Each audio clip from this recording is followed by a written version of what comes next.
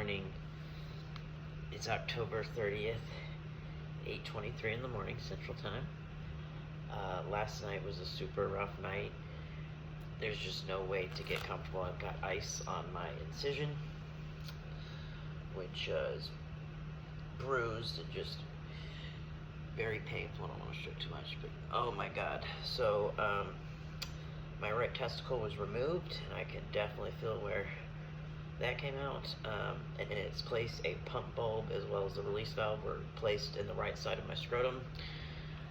Immediately, that was where the right side when I woke up. A lot of pain. That incision there was made in June for my glandsplasty. We rewrapped the head. And then yesterday he cut that same incision open. He did this in June with the intention of doing this. So he cut the same, made the incision there. Sorry, I'm really out of it. I've had about 7 hours of sleep in 72 hours, besides when I was out for surgery. I slept 3 hours the night before surgery, and last night maybe got 4. I went to bed at 9, and by 2 a.m. I just had to get out of bed. It was so excruciating. I don't even know what I'm talking about. Okay, so, and I've been staying on top of my pain meds. I'm doing about an hour, so I'm kind of at the end, and it hurts like hell.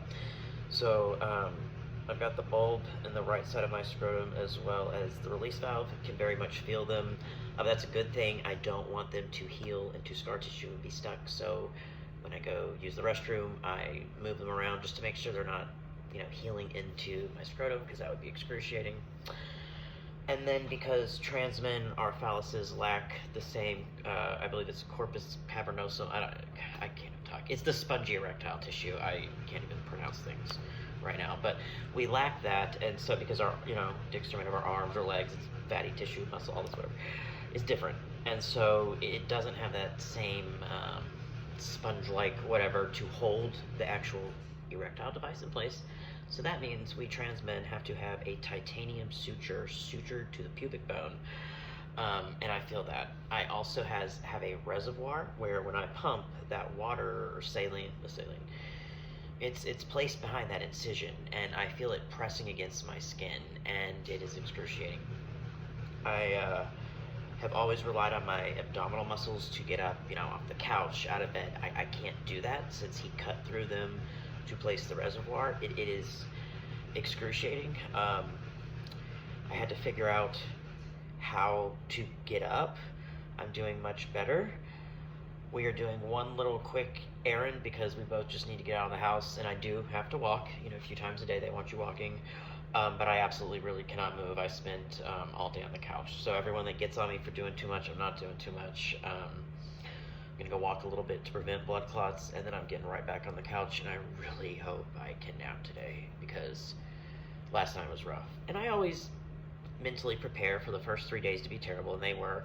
I just could not get comfortable because of my phallus is also partially inflated, so I have this semi, and I can't really side sleep, and then it crushes the pump, and then this incision feels terrible, and I've got the reservoir sitting against my skin, and I am just in pain. So any good vibes, love all the texts and funny messages, or just everyone's writing on Instagram and Facebook, and I'm trying to respond and keep up, but I really have just been resting. I haven't been able to sleep, but resting, icing, and my appetite's pretty good, so that's awesome. So no stomach troubles, that's great. I'm in great spirits, I'm happy. I just am in a lot of pain, so just send me some good juju, and I hope all of you are well too, and having a great week. And yeah, Halloween's tomorrow. Happy Halloween. And yeah, let me know how you guys are, because I want to know. All right, peace everybody.